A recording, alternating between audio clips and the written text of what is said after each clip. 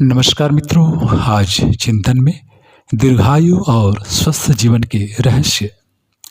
मनुष्य सदा स्वस्थ या युवा रहना तो चाहता है, पर व्यवस्था उसकी इच्छानुरूप बन नहीं पाती। यौवन देर तक ठहरता नहीं और अनपेक्षित बुढ़ापा आ धमकता है। इस स्थिति में कुरूपता भी बढ़ती है और असमर्थता भी। अंत क्या होता है इसे सभी जानते हैं। बूढ़े के लिए मृत्यु के मुख में जाने के अतिरिक्त और कोई चारा नहीं। फिर भी इच्छा तो बनी ही रहती है कि बुढ़ापा देर में आए और अधिक दिन जीने का अवसर मिले। जिंदगी में ऐसा ही कुछ रस और आकर्षण है कि उसे सहज छोड़ते नहीं बनता। अब तक बुढ़ापे को रोकने और मरण का दिन अधिक बढ़ाने धकेलने के लिए अनेकानेक प्रयास होते रहे हैं। उनमें आंशिक सफलता ही मिली है, फिर भी आशा बलवती है। प्रयत्न क्रम भी रुका नहीं है। इस संदर्भ में खोज करने वाले ने जो तथ्य ढूंढ निकाले हैं उनमें 4 प्रमुख हैं। पहला, शरीर का तापमान कम करना।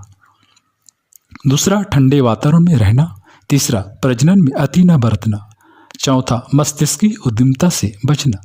ये 4 अवलंबन ऐसे हैं जिन्हें अपनाकर प्रकृति व्यवस्था के साथ सहयोग करते हुए समर्थता को देखते देर तक बनाए रहा जा सकता है।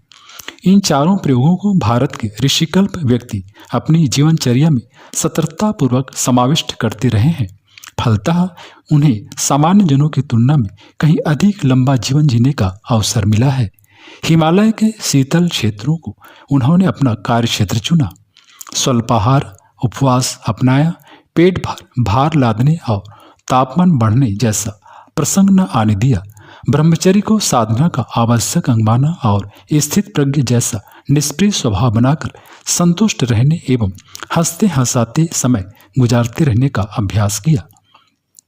प्रकृति से विद्रोह करने की अपेक्षा सहयोग देने की दूरदर्शिता अपनाकर उन्होंने जीवन संपदा का समुचित लाभ उठाया। शरीर का तापमान घटा देने से बुढ़ापा देर में आता है। यह सिद्धांत विज्ञान क्षेत्र में अब मान्यता प्राप्त करता जा रहा है। इस तापक्रम के संदर्भ में 2 बातें कही जाए। एक यह कि वातावरण ठंडा हो, दूसरी यह कि शरीर में पाई जाने वाली स्वाभाविक गर्मी सामान्य तापमान से घटाकर किन्हीं उपायों से कम कर दी जाए। दोनों ही सुयोग मिल सके तब तो उसे सोना सुगंध का सुयोग कहा जाएगा। कैलिफोर्निया यूनिवर्सिटी के किए गए प्रयोगों में सिद्ध हुआ कि शरीर का तापमान 3 डिग्री घटा दिया जाए तो आयुष्य 30 वर्ष बढ़ सकती है।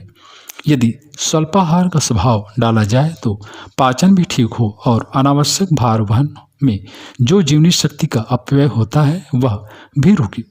तापमान कम रखने का उपयुक्त तरीका कम भोजन से काम चला लेना है।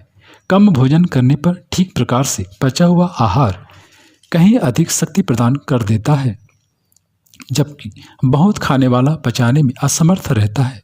उत्तेजित पाचन प्रक्रिया अनावश्यक तापमान की वृद्धि करती है और दीर्घ जीवन में भारी व्यतिरेक खड़ा करती है। विशेषज्ञों का कथन है कि जितना खाया जाता है उससे आधे में ही काम चल सकता है। इससे आर्थिक बचत और समय की बर्बादी रुकने का अतिरिक्त लाभ मिलता है। आयुष विज्ञान के संशोधकों ने जीवन और मरण का संबंध मस्तिष्क की सक्रियता के साथ जोड़ा है। उनने अपने प्रयोगों में पाया कि मरने के दिन निकट आने पर मनुष्य की मस्तिष्क की उद्यमता बढ़ जाती है। वह अधिक सोचता और अधिक परेशान रहता है। इसका प्रभाव नाड़ी संस्थान पर पड़ता है। जीव कोषों का नया प्रजनन घट जाता है। नए जीव कोष बनाने में असमर्थ रहने पर भी कुछ काम ढूंढते हैं और आपस में ही लड़ भिड़ कर एक दूसरे को कुतरने निगलने लगते हैं। यह मरण की पूर्व भूमिका है।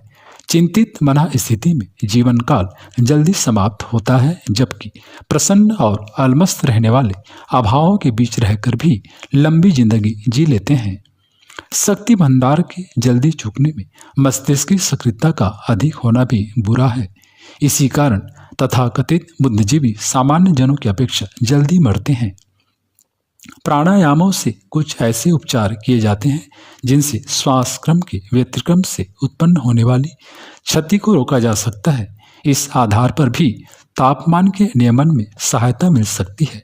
मित्रों, जिन पर बुढ़ापे का प्रभाव न्यूनतम हुआ है और जो मरण पर्यंत सक्षम बने रहे, उनकी जीवनचर्या का पर्यवेक्षण करने पर इसी निष्कर्ष पर पहुंचना पड़ता है कि जीवनी शक्ति के भंडार को चुका देने वाली उद्धत आतुरता न बरती जाए, आहार विहार का संयम रखा जाए तो अजर अमर होने जैसी बात न बनने पर भी मनुष्य लंबे समय तक निरोग जीवन जी सकता है और अपनी क्षमता इस स्तर की बनाए रह सकता है जिसमें बुढ़ापे को कुरूप, कष्टदायक एवं अभिशाप न करना पड़े।